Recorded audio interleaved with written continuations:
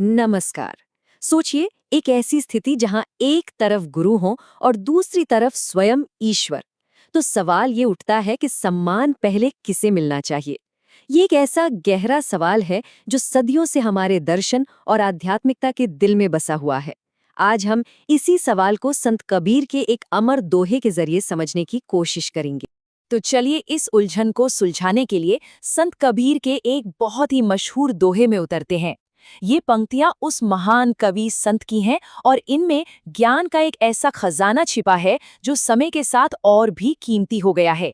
आइए देखते हैं कि ये शब्द हमें क्या सिखाते हैं। इस दोहे की शुरुआत ही एक बहुत बड़ी दुविधा से होती है। एक ऐसी पवित्र दुविधा जो हमें एक बहुत बड़े सवाल के सामने लाकर खड़ा कर देती है। जरा इस नज़ारे की कल्पना कीजिए। सामने गुरु भी खड़े हैं जिन्होंने ज्ञान का रास्ता दिखाया, और गोविंद यानी ईश्वर भी मौजूद हैं। और फैसला ये करना है कि पहले सिर किसके आगे झुकाया जाए। ये कोई मामूली पल नहीं है, ये तो श्रद्धा की सबसे बड़ी परीक्षा है। तो पहले किसके पैर छुए? देखिए, ये सवाल सिर्फ शिष्टाचार या सम्मान का नहीं है। असल में ये हमारी प्राथमिकताओं का सवाल है कि हम परम ज्ञान का असली स्रोत किसे मानते हैं। उस रास्ते को जो मंजिल तक ले जाता है, या खुद मंजिल को। अच्छा, इस चुनाव का वजन समझने के लिए ये जानना बहुत जरूरी है कि आखिर गुरु और गोविंद हैं कौन। ये दोनों किसके प्रतीक हैं? तो एक तरफ हैं गुरु, हमारे शिक्षक, हमारे गाइड, जो हमें ज्ञान की रोशनी दिखाते हैं। और वहीं दूसरी तरफ हैं गोविंद, यानी ईश्वर, परम सत्य।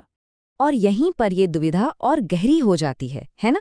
ये सिर्फ एक चुनाव नहीं है, बल्कि ये हमारी प्राथमिकताओं की असली परीक्षा है। कोई भला रास्ता और मंजिल में से किसे चुनेगा? तो सवाल ये है कि कबीर इस मुश्किल सवाल का हल कैसे निकालते हैं। इसका जवाब मिलता है दोहे की दूसरी लाइन में। और यकीन मानिए, जवाब बहुत ही खूबसूरत है। और ये रहा जवाब, एक ऐसा विचार जो सदियों से हमारे दिलों में गूंजता आया है। यही वो पंक्ति है जो गुरु के महत्व को सबसे ऊपर रखती है। तो मतलब साफ है, सबसे पहले नमन गुरु को। क्यों? क्योंकि अगर गुरु न होते तो गोविंद यानी ईश्वर तक का रास्ता कौन दिखाता।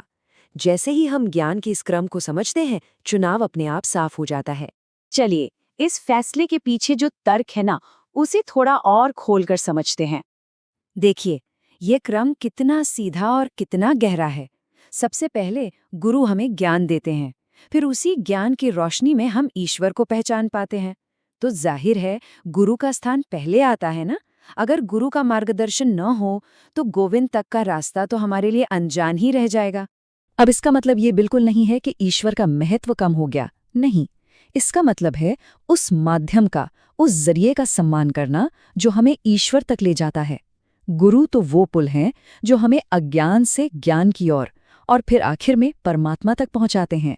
कबीर का ये सदियों पुराना ज्ञान सिर्फ एक आध्यात्मिक बात नहीं है, ये आज भी हमारी जिंदगी के लिए एक बहुत बड़ा और शक्तिशाली संदेश रखता है। तो ये सब हमें एक आखिरी सवाल पर लाकर छोड़ देता है। अपने अपने जीवन में झांककर देखें, वो कौन है जो हमें ज्ञान का प्रकाश दिखाता है। आखिर हमारी जिंदगी में वो गुरु कौन है जो हमें अंधेरे से निकालकर सच की रोशनी की तरफ ले जाता है।